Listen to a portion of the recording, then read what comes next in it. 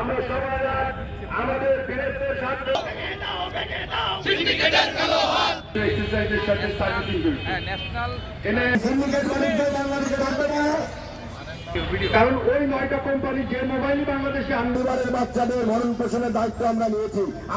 আমাদের মতন এসি করে ব্যাংকের মাধ্যমে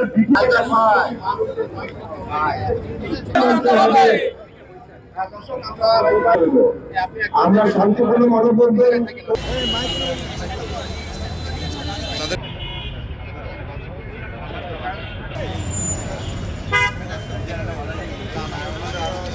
না না দেরি আছে এত অর্ধেক নিয়ে হয়ে যাচ্ছে